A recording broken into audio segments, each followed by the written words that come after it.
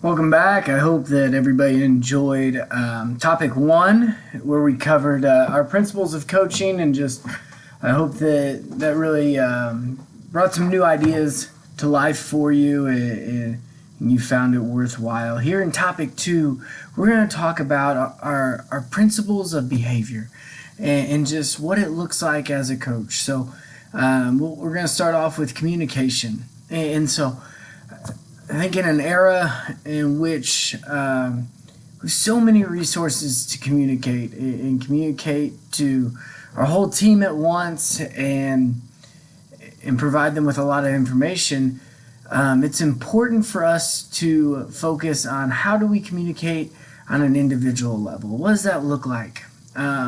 For some of you, that may mean you have a lot of your athletes in class, and you're able to talk with them and interact with them in a different arena than just on the field or on the court. For some of us, that means that you have to be intentional in talking to your athletes at practice. I know for me, one big thing, we have 43 guys right now on our roster, and one big thing for me is I try to spend time talking with every player every day, whether it's just simple like, hey, how's your day going, or maybe some tougher conversations about some things happening in their life that they've opened up to you about. I think it's important that each athlete just feels that personal connection, that personal touch daily, and it'll not only help their trust of you, but also create relationships that transcend their time in high school and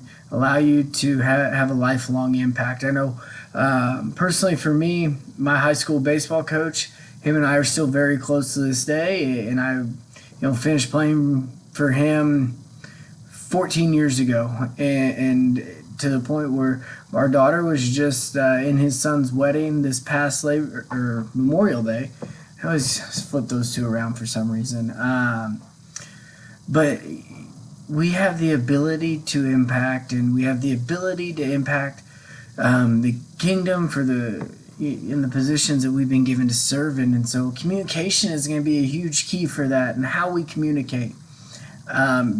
In this section, your assignment for it was going to be to create a construction model. So in that construction model, what I'm looking for is for you to come up with 5 things that you will never do in communication. And that may be different. Like, for me, one of my 5 is that I will never be unavailable for one of my athletes. And I feel like that's important.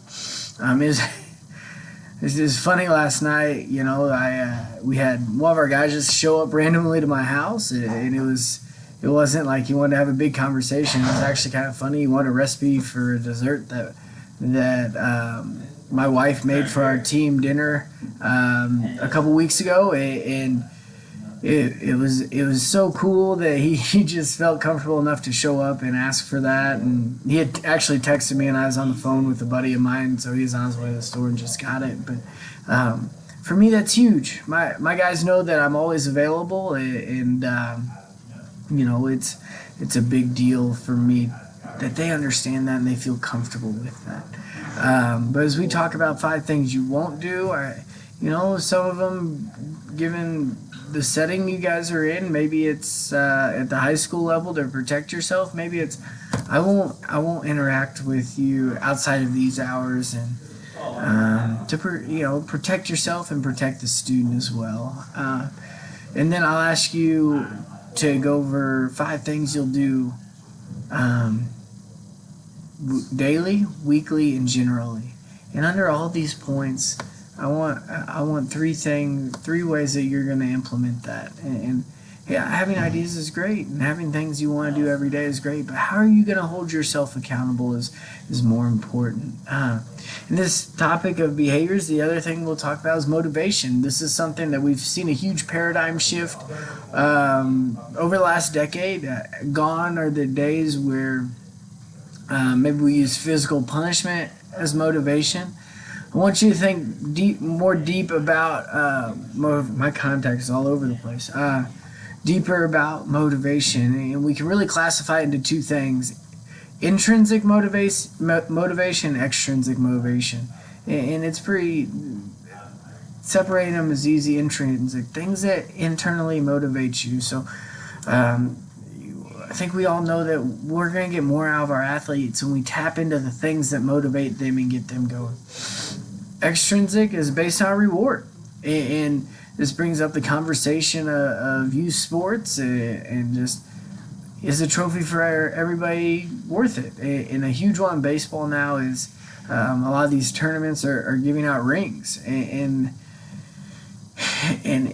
it kind of devalues that idea of what winning a state championship means or winning a conference championship means in my sport, because the ring is so symbolic of that, and these guys have 10, 20, 30 of them from playing club baseball and winning tournaments. And so that reward system in giving your athletes things that motivate them extrinsically, there's value in it, absolutely. And so, to what extent, and my hope is that you kind of can define that line a little bit. And so I'll ask you to do another construction model on motivation, and just I ask you to really focus on those two things. And then finally is our code of conduct, the behavior from our athletes. And for high school, this is going to be different than it probably is for me at the collegiate level, but it's important for us as coaches to set up a standard of how we want our athletes to perform both on and off the field, how we want them to conduct ourselves. So I'll ask you simply just come up with a code of conduct, and I'm going to give you some freedom in that, and just say how far do you want to take it, or how small do you want to make it. For our guys here, obviously we have the institution has set a lot of those policies in place that I would have if I were at another institution, so I don't have to worry about that. So like our guys, we have one team rule, okay, and that's earn the total respect of your teammate, and it's all encompassing. It captures like, hey, going to class, hey, behaving right, acting right. It covers all of that. And so, and I'm fortunate that I work at a place that kind of takes some of that away from us, and that's good. That's one less thing off my plate, and I really enjoy that. But if you're at the high school level, determining what those may be are probably going to be somewhat dependent on your institution, where you work, and it'll differ from a public school to a private school. And so, I want to challenge you to think through those things. And the things that, we know we have to do, and sometimes we neglect. As coaches, we neglect that aspect until something comes into place. A situation happens, and we, oh crap, I have not prepared myself for this. I have not set this policy out and made it clear for our guys as to their expectations and what I expect. And so I'll ask you to do that. And these 3 chapters in the reading are really good, and hopefully they challenge you in the way you think about communication and motivation and the conduct that you expect out of your athletes.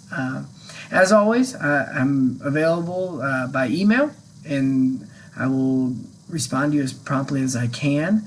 Hopefully you enjoy the reading, and hopefully the construction models challenge you in your thought processes. This is actually an exercise I did during my graduate program. These construction models, I had a lot more of them, and I was asked to do a lot more on them. And it really made me think and challenge my thought process on maybe how I communicate with guys, how pointed I am in my communication. And it was a great exercise for me at 25 to really think about it, and challenge myself. So hopefully the construction models challenge your thought and you enjoy them. But next time when we look at topic 3 in this section, hopefully at that point you've got a good idea of who you want to be and how you want to be, and as we move forward and talk about maybe how you want to manage some things within your program. And as always, I'm excited to be kind of on this journey with you and leading you through this coaching authorization, hopefully providing some great information that causes you to think throughout the process. Have a good one.